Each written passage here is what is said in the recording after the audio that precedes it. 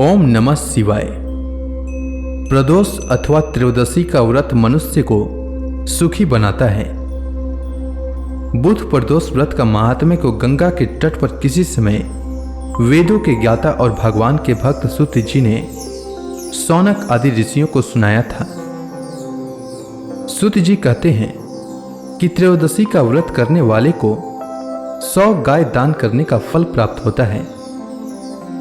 सूत जी ने कहा है कि कलयुग में जब मनुष्य धर्म के आचरण को छोड़कर अधर्म की राह पर जा रहा होगा, हर तरफ अन्याय और अनाचार का बोलबाला होगा और मानव अपने कर्तव्य से विमुख होकर नीच कर्म में संलग्न होगा, तो उस समय प्रदोष व्रत ऐसा व्रत होगा जो मानव को शिव की कृपा का पात्र बनाएगा और नीच गति से मुक्त होकर मनुष्य उत्तम लोक को प्राप्त होगा। सूत जी ने शौनक आदि ऋषियों को कहा है कि प्रदोष व्रत के पुण्य से कलयुग में मनुष्य के सभी प्रकार के कष्ट और पाप नष्ट हो जाएंगे। यह व्रत अति कल्याणकारी है और इस व्रत के प्रभाव से मनुष्य को अभीष्ट की प्राप्ति होगी। सूत जी ने शौनक आदि ऋषियों को बताया है कि इस व्रत के महात्म्य को सर्वप्रथम भगवान शंकर ने माता सती को सुनाया था। मुझे यही कथा महर्षि वेद व्यास जी ने सुनाया और यह उत्तम व्रत महात्म्य मैंने आपको सुनाया है।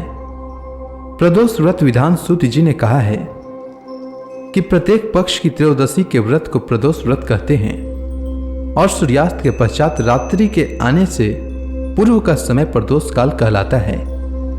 इस व्रत में महादेव भोले शंकर की पूजा की जाती है। इस व्रत में व्रती को निर्जल रहकर व्रत रखना होता है और प्रातःकाल स्नान करके भगवान शिव की बेलपत्र, गंगा जल, अक्षत और धूप दीप सहित पूजा करना चाहिए। संध्या काल में पुनः स्नान करके इसी प्रकार से शिव जी की पूजा करना चाहिए। इस प्रकार प्रदोष व्रत करने से व्रती को पुण्य की प्राप्ति होती है। श्री सूत जी बुध प्रदोष व्रत की कथा सुनाते हुए कहते हैं, बहुत समय पहले एक पुरुष का नया नया विवाह हुआ था। विवाह के 2 दिनों बाद उसकी पत्नी मायके चली गई। कुछ दिनों बाद पुरुष अपने पत्नी को लेने उसके यहां गया।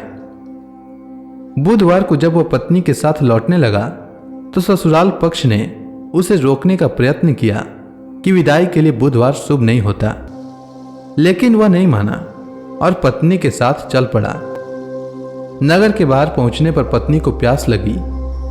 उसने अपने पति से पानी लाने के लिए कहा तो पुरुष लोटा लेकर पानी की तलाश में चल पड़ा और पत्नी वहीं पेड़ के नीचे विश्राम करने लगी।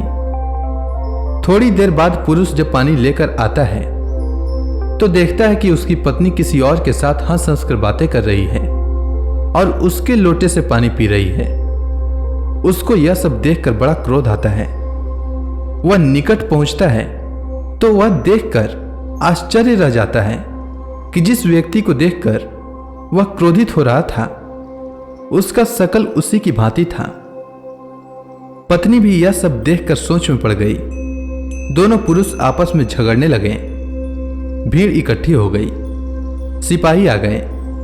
हम सकल आदमियों को देखकर वे सभी आश्चर्य में पड़ गए। उन्होंने स्त्री से पूछा कि बताओ तुम्हारा पति कौन है। वह स्त्री किम कर्तव्य विमूढ़ हो गई।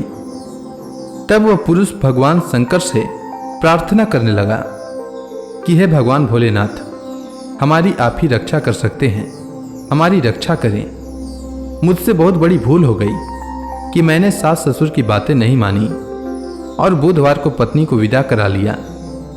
मैं भविष्य में ऐसा कदापि नहीं करूंगा और मैं बुधवार को पड़ने वाला प्रदोष व्रत रखूंगा, साथ ही धर्म सम्मत कार्य करूंगा। हे भगवान, हमारी रक्षा करें। जैसे ही उसकी प्रार्थना पूरी हुई, दूसरा पुरुष अंतर ध्यान हो गया। इसके बाद पति पत्नी सकुशल अपने घर लौट आए। उस दिन के बाद से पति पत्नी नियम पूर्वक बुध त्रयोदशी प्रदोष व्रत रखने लगे। अतः बुध त्रयोदशी व्रत हर मनुष्य को करना चाहिए। भगवान शिव और माता पार्वती को प्रसन्न करने के लिए मनुष्यों को प्रदोष व्रत करना चाहिए। इस दिन भगवान शिव की विधि विधान से पूजा करनी चाहिए। धार्मिक मान्यताओं के अनुसार प्रदोष व्रत के दिन विधि विधान से भगवान शिव की पूजा और व्रत रखने से भक्तों की सभी मनोकामनाएं अवश्य पूर्ण होती हैं। इस व्रत को रखने से 2 गायों के दान के बराबर पुण्य फल प्राप्त होता है। तो इसी के साथ बुध प्रदोष व्रत की कथा समाप्त होती है। उम्मीद है आपको बुध प्रदोष व्रत की कथा अच्छी लगी होगी। धन्यवाद।